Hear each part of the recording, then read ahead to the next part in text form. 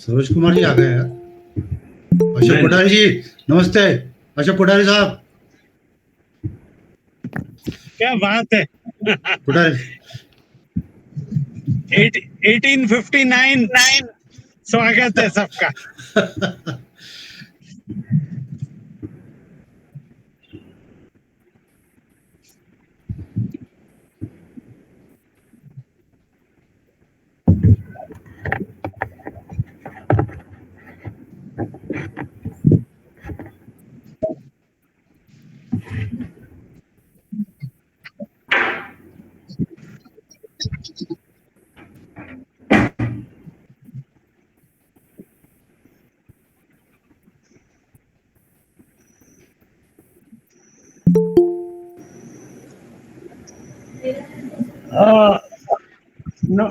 नमस्कार। मैं introduce my self. I am Dr. Mohan Dagavkar from Navi Mumbai, and I am nephew of Jagdish Dagavkar. स्वागत है sir, स्वागत है आपका, स्वागत। I am from Indore. I studied Indore, but I worked in Navi Mumbai throughout my life. So I am interested in Indore, this thing. So I joined today. So namaskar to all. स्वागत है आपका। Thank you, sir. Heartiest welcome, sir, Navi Mumbai. Thank you, sir. Thank you. Good evening, everyone. Good evening. My name is Sushila Yadav, Indore से। आइए सभी को नमस्ते।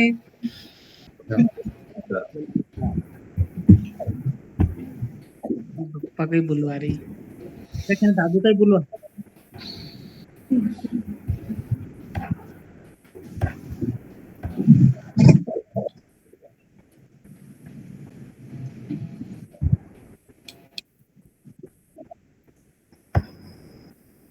नमस्कार, जगदीश जगावकर बोल इंदौर। नमस्कार।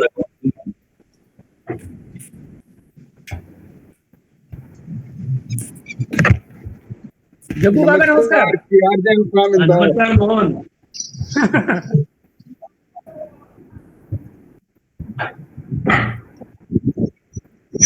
जैन साहब नमस्कार। नमस्कार नमस्कार। जग्गू काका, मैंने मेरा इंट्रोडक्शन दिया है कि मैं आपका भतीजा हूँ और नवी मुंबई से हूँ। हाँ, सभी अभ्यास मंडल के बंधुओं को निवेदन है कि श्री मोहन डगावकर मेरे नेफ्यू होकर नवी मुंबई के चीफ इंजीनियर रहे हैं। वो अभी हाल ही में रिटायर्ड हुए हैं। उन्हें वर्षा ऋतु में डिजास्टर मैनेजमेंट का बहुत अच्छा खासा अनुभव है। मेरे निवेदन पे आज उन्होंने ये अपना वेबिनार ज्वाइन किया है। मैं उनका स्वागत करता हूं आप सबके बिहाफ पे। Most welcome mister Mohan. Thank you sir. Thank you.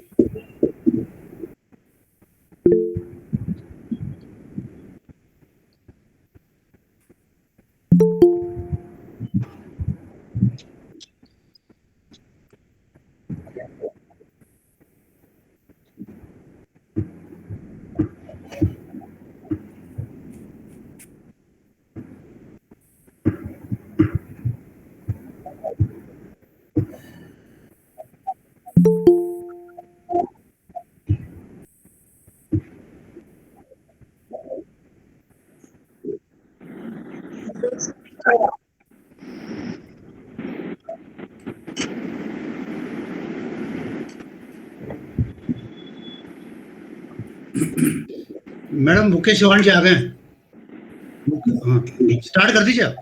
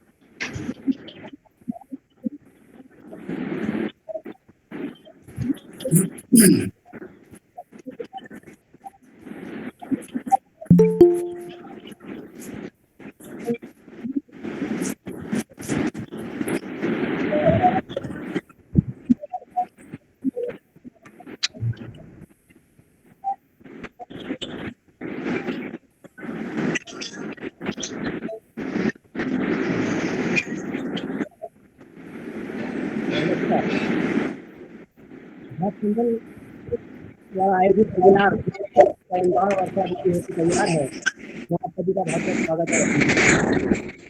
ऋतु की अपनी चुनौतियाँ होती है। वर्षा का मौसम हर भर हमारी आशा कितना खुशी रहती है। चुनौतियाँ तो यही उपाध्याय जी, आपकी आवाज बराबर नहीं आ रही है। आवाज नहीं आ रही, बराबर नहीं आ रही है उपाध्याय जी। वर्षा ऋतु अब आ रही है। हाँ, आप ठीक है। वर्षा ऋतु की जो अपनी चुनौतियां हैं वो कोई नई चुनौतियां नहीं है। जल भराव की चुनौती, बस्तियों में भराव की पानी के जमाव की चुनौतियां तो है ही, पर इस वर्ष एक नई चुनौती जो हम महसूस कर रहे हैं, नदी के सौंदर्यीकरण का जो काम हुआ है, जो नाला टेपिंग की गई है। ये नाले हमारे शहर के जल निकास का बहुत बड़ा माध्यम हुआ करते थे, तो ये एक आशंका स्वाभाविक रूप से हम सबके मन में है कि नाला टेपिंग से क्या ये समस्याएं और विकराल होगी। और अभी प्री मानसून की जो 2-3 दृश्य हमने देखे हैं, उससे इन आशंकाओं को बल मिलता है। इसके अलावा बहुत सारे आयाम वर्षा ऋतु के हैं। जल संरक्षण और जल संवर्धन के लिए जो हमारी तैयारियां होना चाहिए, जो हमारे जल स्रोत हैं उनकी वृद्धि करने के लिए, क्षमता वृद्धि करने के लिए जो चुनौतियां हैं, उनके जो मार्ग के अवरोधक हैं, जो चैनल्स बाधाएं हैं, उनको दूर करने की हमारी चुनौतियां हैं। बगीचों और वनों के विकास की, शहरी वन के विकास की हमारी सामने वो चुनौतियां हैं।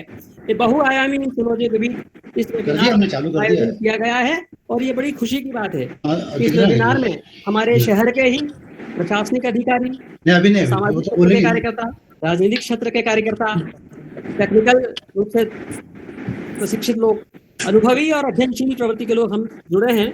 और मैं समझता हूँ कि आज इस चर्चा में हम उन बिंदुओं को क्रिस्टलाइज कर पाएंगे, उन चुनौतियों को क्रिस्टलाइज कर पाएंगे और वे कुछ सुझाव महत्वपूर्ण रूप से भी दे पाएंगे, ताकि इस संकट में उस चुनौतियों को हम न्यूनतम कर सके। एक बार पुनः मैं आप सभी का बहुत बहुत स्वागत और अभिनंदन करता हूँ।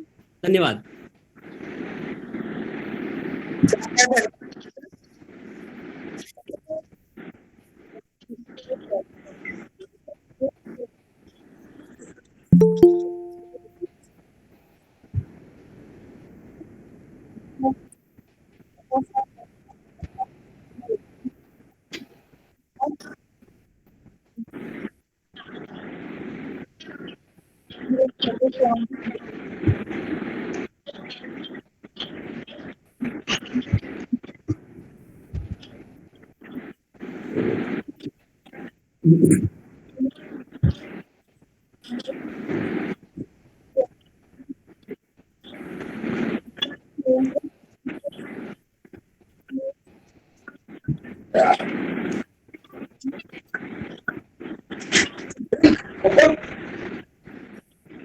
कर देना।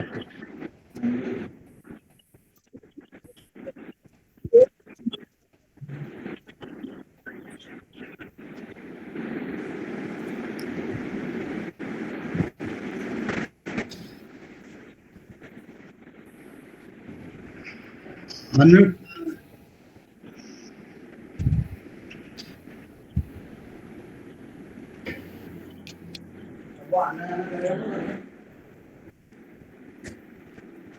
संदीप सोनी जी आ गए क्या इसमें नगर निगम से?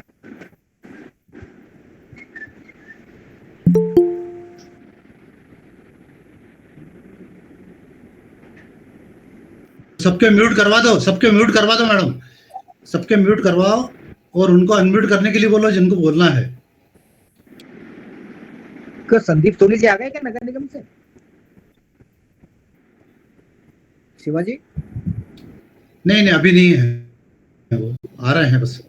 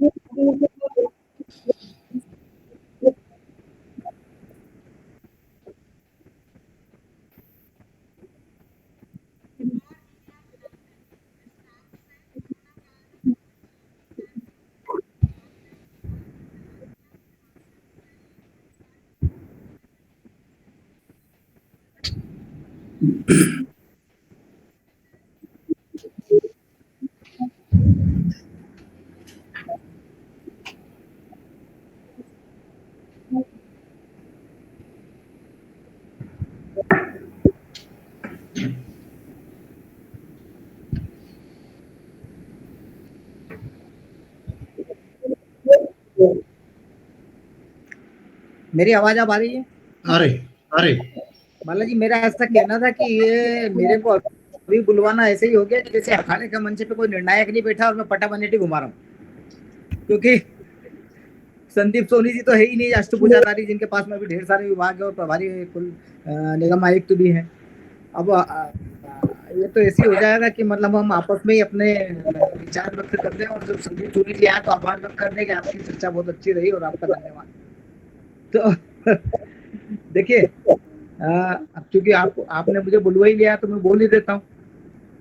हम यदि नालों की बात कर रहे हैं, नाला टेपिंग जी, तो नालों पे तो हम बाद में बात करेंगे। पहले तो मैं ये बीआरटीएस की बात कर लूं कि शहर को नया रूप देने वाला बीआरटीएस, ट्रैफिक कम करने वाला बीआरटीएस, लेकिन बारिश के दिनों में तालाब बन जाने वाला बीआरटीएस।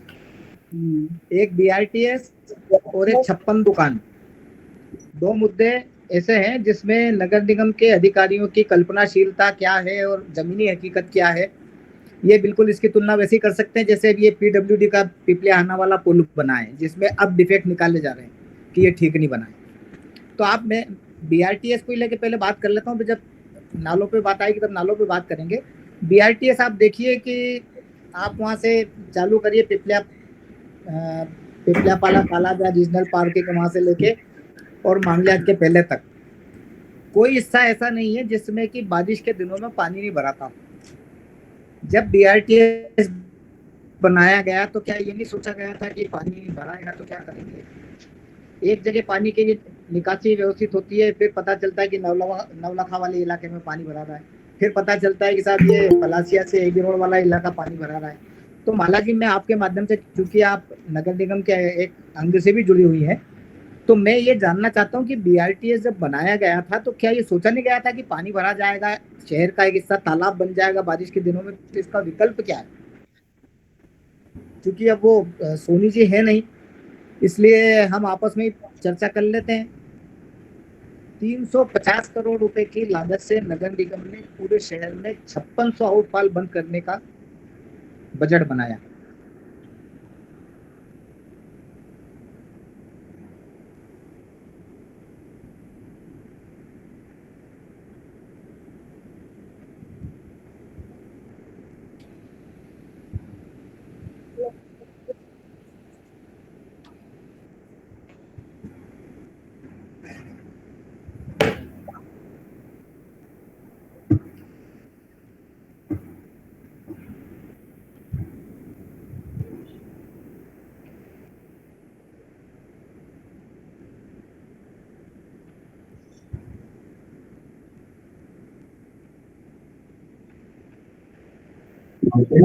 आप तो जब तक डगाव के साथ से शुरू करवा दो सब।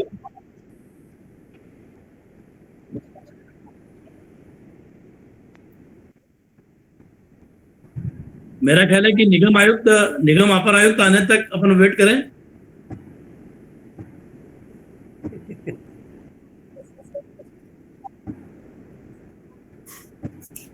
क्योंकि हम जो भी बोलेंगे वो निगम प्रशासन, जिला प्रशासन को जरूर सुनना चाहिए, क्योंकि हम तो सब सामने वाले साइड में है।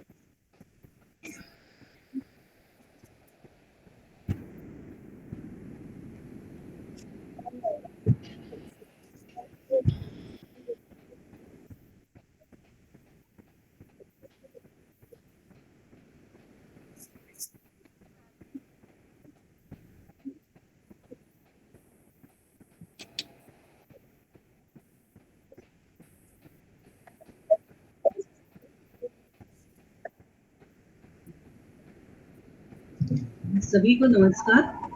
मैं मेघा परवीन हूँ, इंदौर से ही हूँ और पिछले करीबन, मेरी आवाज आ पा रही है? पिछले करीबन 15 साल से मैं इंदौर में विभिन्न प्रोजेक्ट में जुड़ के काम कर रही हूँ। जो हमारा आज का सब्जेक्ट है, मानसून के लिए क्या हम तैयार हैं, तो चूंकि मैं पर्यावरण और सामाजिक क्षेत्र से जुड़ी हूँ तो बहुत ज्यादा तकनीकी उस पर नहीं जाऊंगी, लेकिन जो उसका प्रभाव होता है, जो सामान्य जन पे हो रहा है, किस तरह से उस चीज को प्रबंध किया जा सकता है, उस पे मैं अपनी बात को रखूंगी।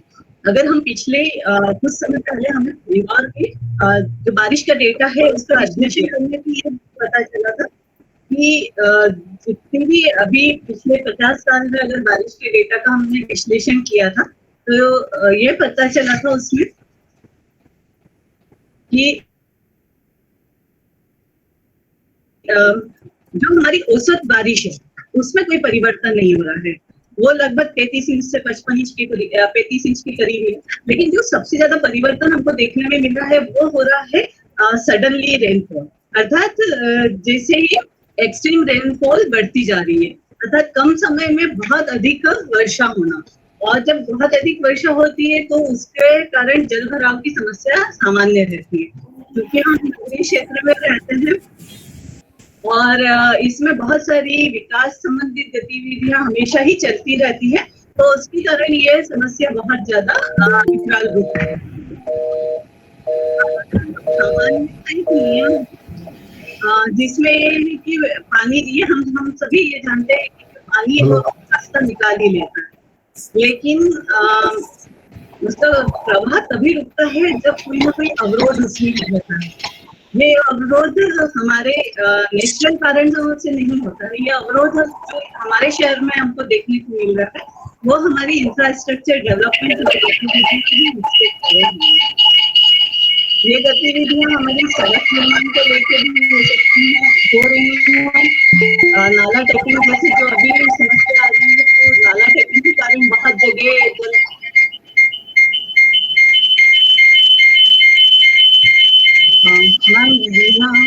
मैम को म्यूट कर सकते, म्यूट करवा दीजिए सबका, सभी लोगों का म्यूट कर दीजिए, जो बोल रहा है उसको चालू रहने दीजिए, आवाज बहुत डिस्टर्ब हो रही है।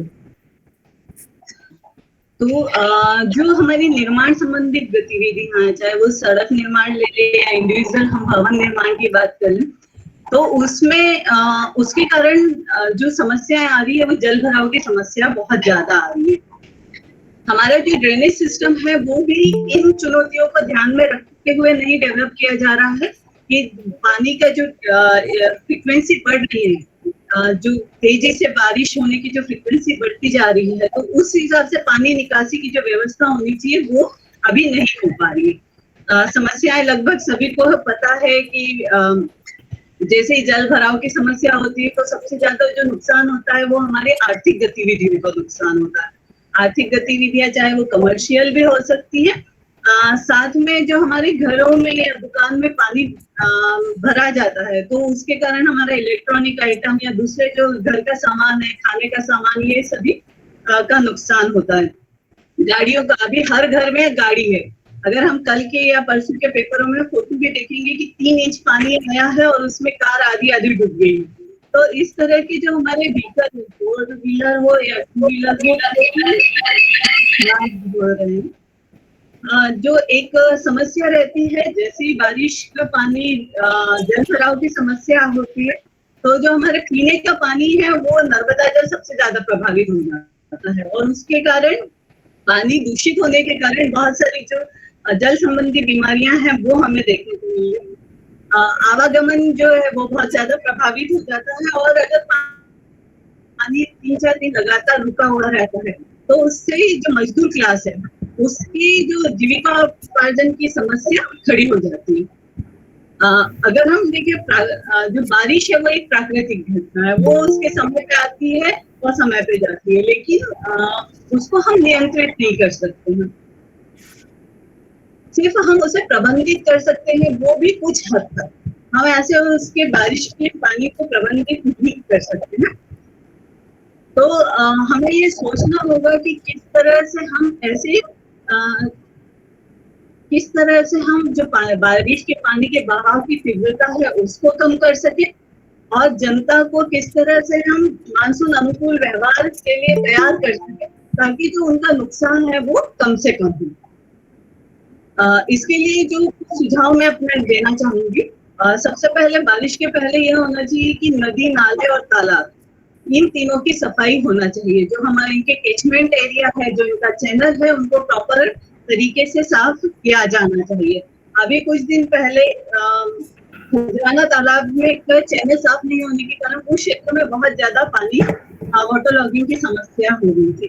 तो जो छोटे तालाब है या बड़े तालाब है या हमारी जो नदी के चैनल है, उनकी सफाई समय रहते हमें करना होगा।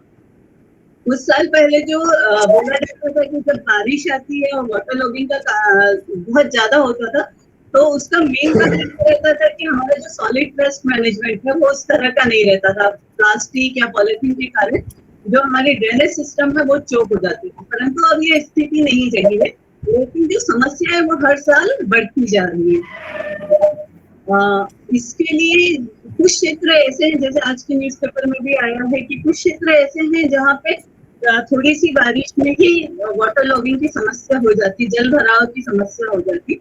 तो नगर निगम के द्वारा ऐसे स्थानों को चिन्हित करना चाहिए, उनका मैपिंग करना चाहिए और वो जो सारा डेटा है वो प्रशासन और नगर निगम के पास समान होना चाहिए।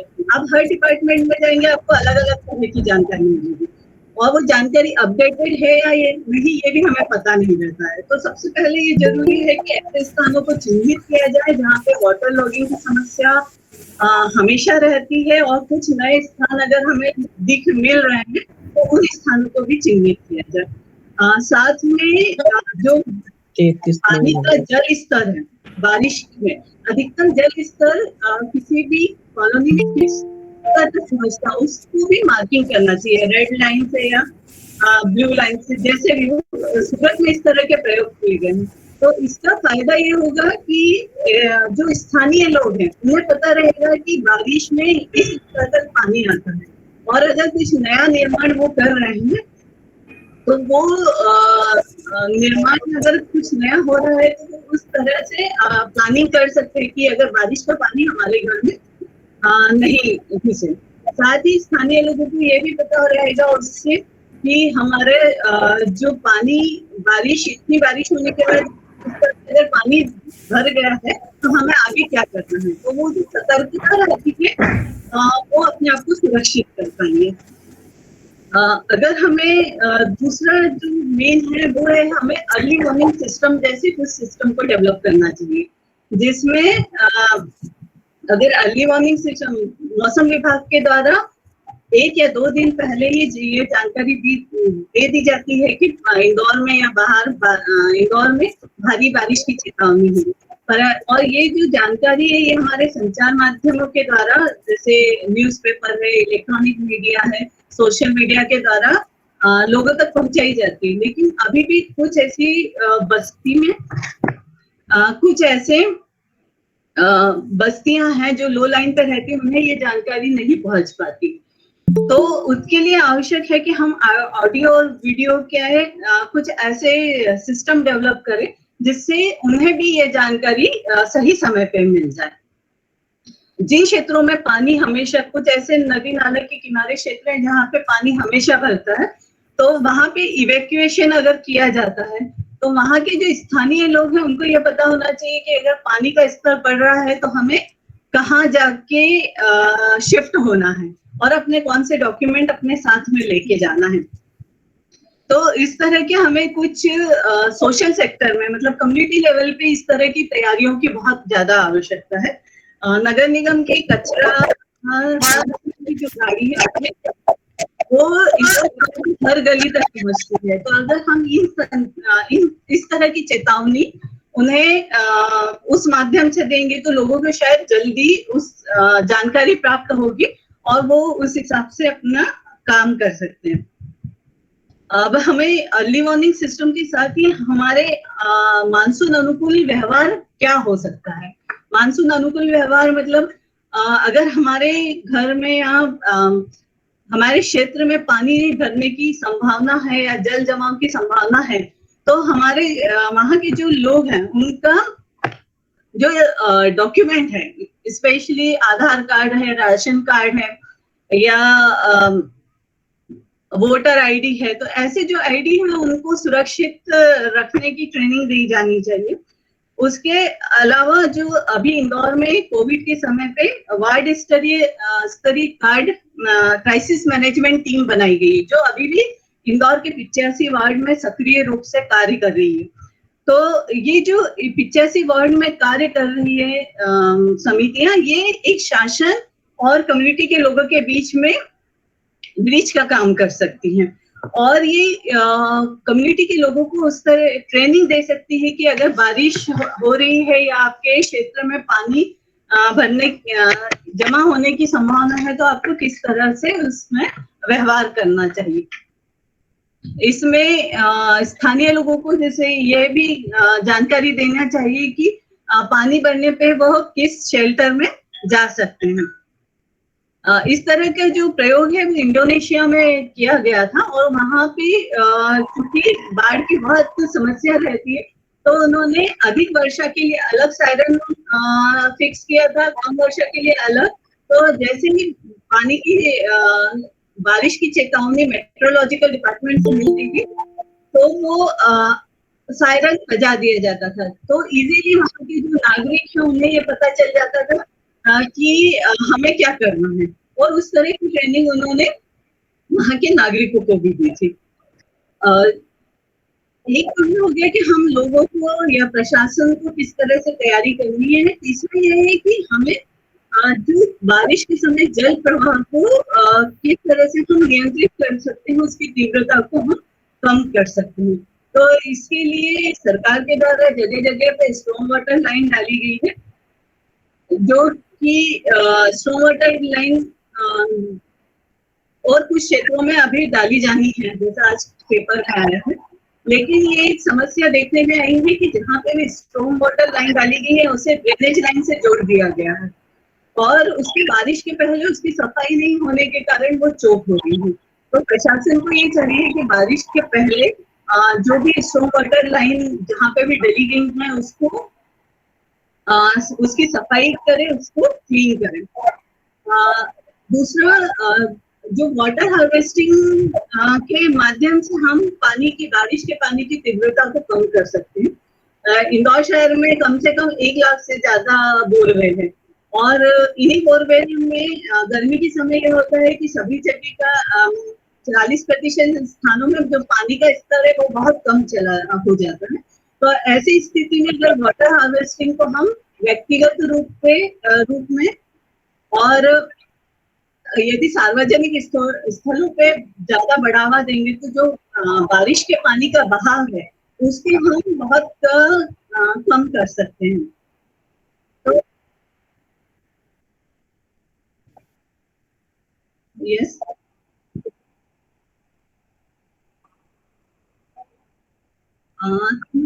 जी जी। दूसरा समय का ध्यान रखिए प्लीज। जी, सघन वृक्षारोपण हमें करना है, साथ में जो अतिक्रमण की समस्या है, क्योंकि ज्यादातर जो वाटर लॉगिंग की समस्या हो रही है वो अतिक्रमण के कारण है, तो उन स्थानों को चिन्हित करके उन्हें हटाना चाहिए। चलिए, मुझे बोलने के लिए मौका दिया, धन्यवाद।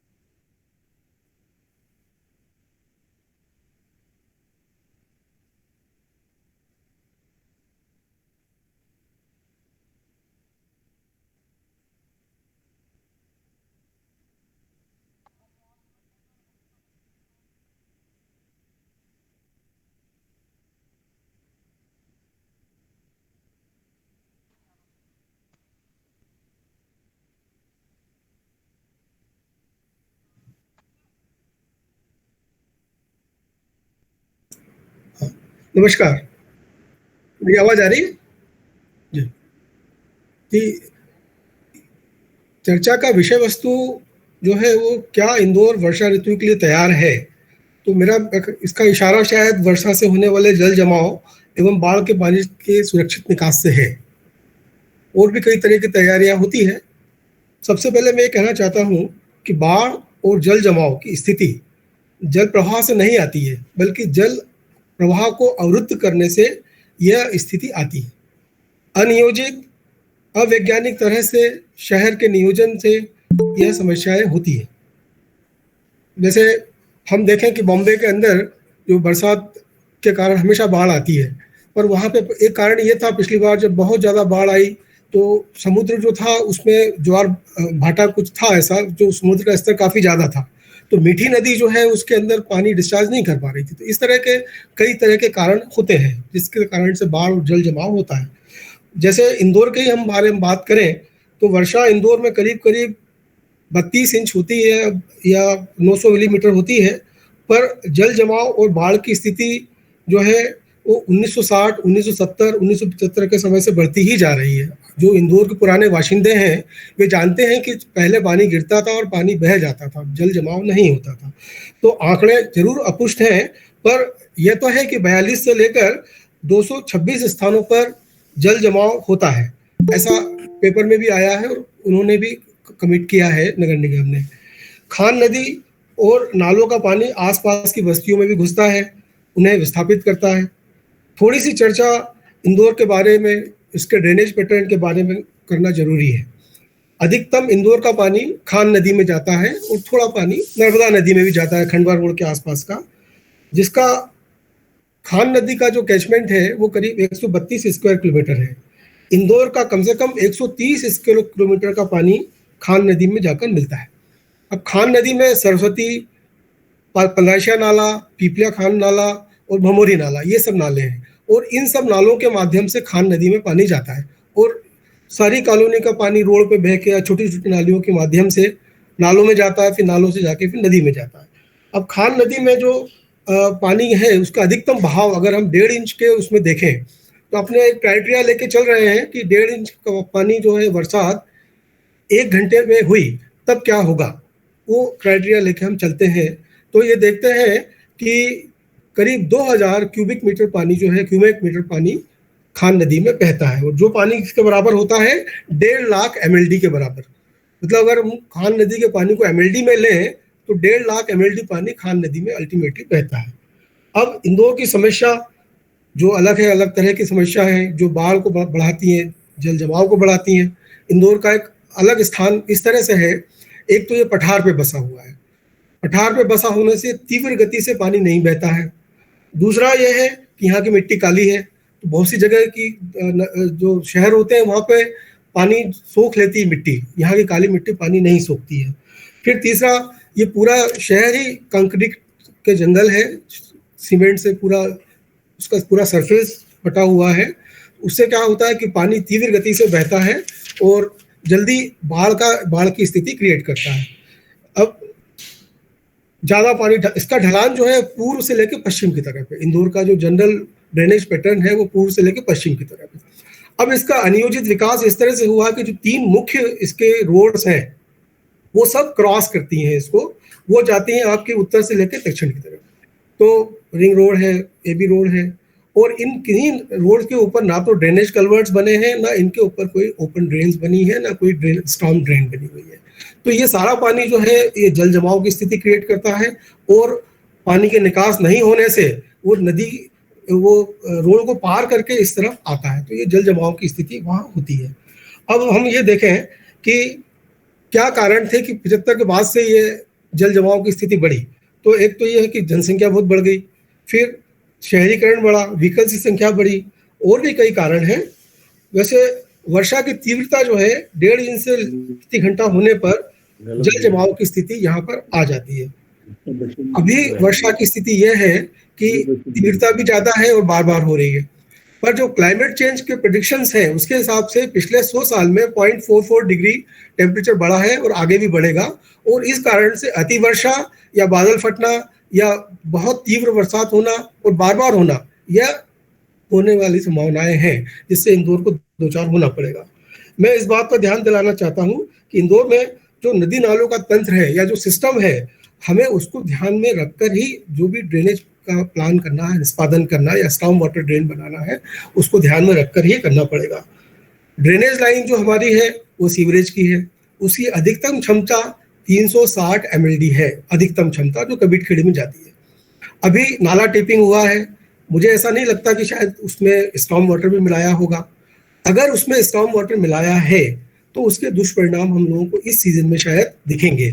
पहला दुष्परिणाम ये होगा कि अगर 1 स्क्वायर किलोमीटर का पानी जो होता है इकट्ठा, उसको भी 350 mld की पाइपलाइन चाहिए। अगर आप 1 स्क्वायर किलोमीटर एरिया के पानी को स्टॉर्म वाटर की लाइन में कन्वर्ट करें तो आपको 360 mld की पाइपलाइन चाहिए, जो करीब 3 से 4 फीट की होती है।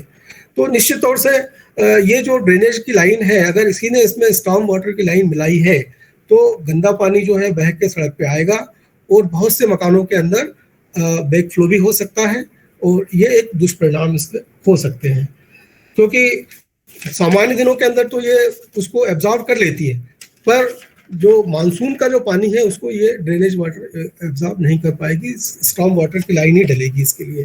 पर दूसरी बात यह है कि क्या हम पूरे शहर के अंदर स्टॉर्म वाटर लाइन की लाइन डालें, क्योंकि हमारे पास 42 से लेकर 222 जगह तक जल जमाव के क्षेत्र है। 10,000 किलोमीटर लंबाई हमारी सड़कों की है और मुख्य सड़कें करीब 1000 किलोमीटर से लेकर 1500 किलोमीटर के आसपास है। आपको ये जान के बड़ा आश्चर्य होगा कि जो पुराना शहर है वहां तो बड़ी अच्छी ड्रेनेज लाइन बढ़ी हुई थी पहले, और वहां कभी पानी का जल जमाव नहीं होता था। जो नया शहर, जो नया नियोजित शहर है, उसके अंदर ये परेशानियां ज्यादा बढ़ी है। मेरे विचार से अगर कोई क्षेत्र ऐसा है, कमर्शियल है या उसकी कोई वैल्यू है उस क्षेत्र की, और वहां पे पानी जमा हो रहा है, तो वहां पे लाभ हानि के उसके हिसाब से सोचकर वहां पे स्टॉर्म की लाइन डालना चाहिए। अदरवाइज अगर 1-8 घंटा कहीं पानी रुकता भी है तो वहां के लिए लोकल सॉल्यूशन जो है वो हमें सोचना चाहिए। ऐसे स्टॉर्म वाटर आप पूरे शहर में या अपन सोचें कि 2000 किलोमीटर में डाल दें, इज वेरी कॉस्टली थिंग। एक तो क्या होता है कि स्टॉर्म वाटर में आपको जो पाइपलाइन की डायमीटर चाहिए होंगे 10-10 फीट, 12-12 फीट, 15-15 फीट के डायमीटर चाहिए होंगे, और पूरे इंदौर के नीचे सुरंगें बिछ जाएगी अगर आप सब तरफ इस तरह से सोचेंगे, क्योंकि पानी का क्वांटम बहुत ज्यादा होता है। मैंने बताया आपको 2000 mld, 3000 mld इतना पानी जो है आपको स्टॉर्म वाटर से निकालना पड़ेगा। और खान नदी में तो 1.5 लाख mld पानी है, और नदियों के अंदर जो उसके नहरें, जो उसकी नाले हैं, उसके अंदर भी आप मानेंगे कि करीब 3-4 हजार mld पानी हो गई होगा। इतनी बड़ी आप स्टॉर्म वाटर लाइन नहीं बना सकते। तो आपको पूरे शहर को ड्रेनेज पैटर्न के हिसाब से प्लान करना पड़ेगा। छोटे छोटे टुकड़ों में बांट के एक मास्टर प्लान चाहिए आपके पास, एक ड्रेनेज का मास्टर प्लान चाहिए। उस ड्रेनेज के मास्टर प्लान में सब चीज होगी, उसमें स्टॉर्म वाटर लाइन भी होगी, उसके अंदर नदियों के अंदर, नहरों के अंदर, नालों के अंदर पानी छोड़ने की व्यवस्था भी होगी, और उसमें छोटे सॉल्यूशंस भी होंगे जो लोकल सॉल्यूशन होंगे। जैसे आप दिल्ली का देखें तो मिंटो ब्रिज है, मिंटो ब्रिज जो है हमेशा पानी में भरता है, पर उसका कुछ निकाल इसलिए नहीं कर सकते, सबसे नीचा हिस्सा है, तो वहाँ पंप लगा के उसको करते हैं, पंप करके पानी को बाहर निकालते हैं, that is a local solution. तो ऐसे जो 222 स्थान अपने चुने हैं, उन स्थानों पर निश्चित तौर से आपको लोकल सॉल्यूशंस देखना पड़ेगा। आपको ये देखना है कि समस्या कितनी बड़ी है और उसके लिए सॉल्यूशन हम कितना बड़ा है। आज आप ड्रेनेज लाइन डालने बैठते हैं, आधे घंटे के जो पानी को जो लोग प्रभावित होते हैं उसके लिए तो साल भर तो रोड ऐसे ही बंद रहती है आपकी, तो वो ज्यादा नुकसान है, या सिर्फ 15-20 मिनट वहाँ पानी रहे और निकल जाए, वो ज्यादा बड़ा नुकसान है। ये हमें सब इस तरह की बातों पे ध्यान देके एक ड्रेनेज मास्टर प्लान बनाना पड़ेगा। मेरा ये कहना है कि जो अभी हम ड्रेनेज की जो एक सोच रहे हैं कि हम और बढ़ा दें, तो बढ़ाने से पहले एक पूरा उसका पुनर्मूल्यांकन किया जाए। स्टॉर्म वाटर ड्रेन की जरूरत है, जहाँ पर ऐसे एरिया है कि जहाँ पर हमें बिल्कुल भी हम बर्दाश्त नहीं कर सकते कि वहाँ पानी का जमाव हो, वहाँ जरूर हमें स्टॉर्म वाटर देना चाहिए। और दूसरी बात यह है कि ये जो नदियों जो विकास हो रहा है या जो नियोजन हो रहा है वो इस तरह से हो कि ड्रेनेज पैटर्न को सामने रखते हो। हम क्या है कि पूर्वमुखी प्लाट और पश्चिममुखी प्लाट के चक्कर में सारी कॉलोनियां हमारी जो पूर्व पश्चिम कटी हुई है, जबकि उनको उत्तर दक्षिण कटना चाहिए ताकि जो पानी का फ्लो है वो जा सके।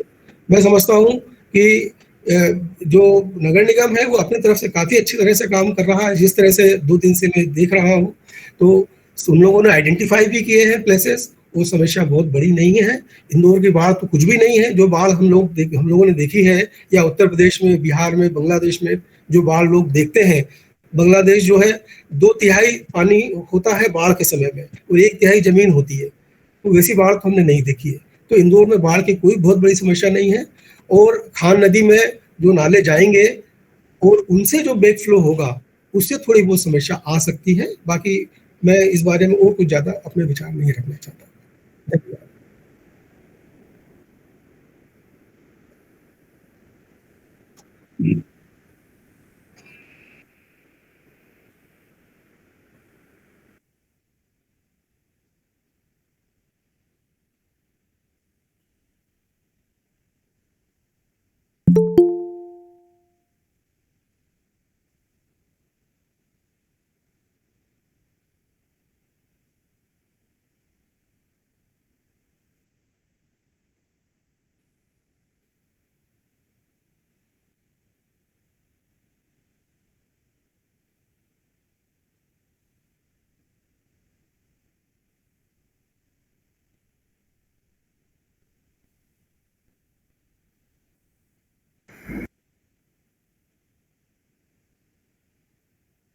म्यूट कर लीजिए सर।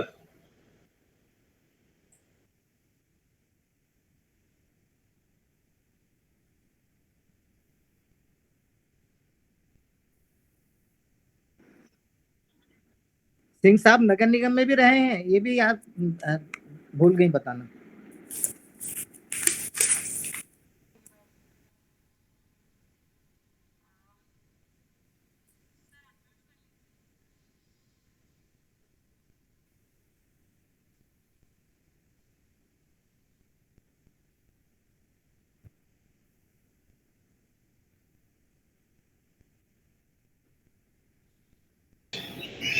तब तक डकाकर साहब को बुलवा लो, डकाकर साहब को।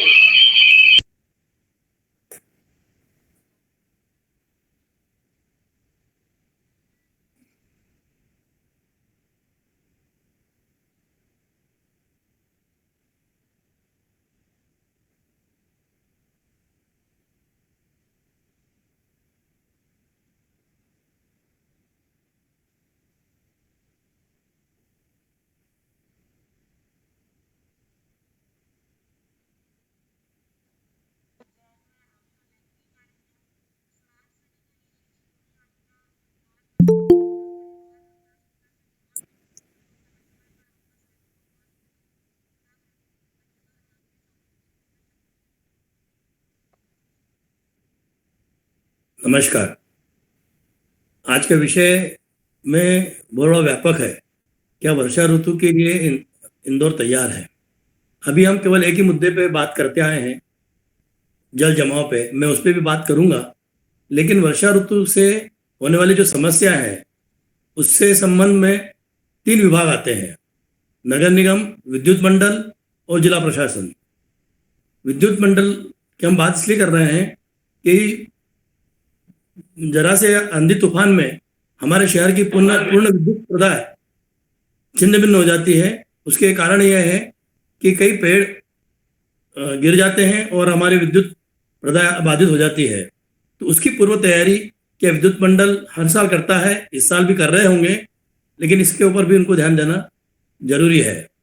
दूसरी समस्या जो जल भराव के अलावा है वो है खतरनाक मकानों के गिरने से, क्योंकि इंदौर एक पुराना शहर है, 300 साल से भी पुराना शहर हो चुका है। यहाँ ऐसे अनेक मकान हैं जो बहुत ही खतरनाक स्थिति में हैं और जो भारी वर्षा के समय धराशायी होते हैं और कई जीवन उसमें जनहानि होती है।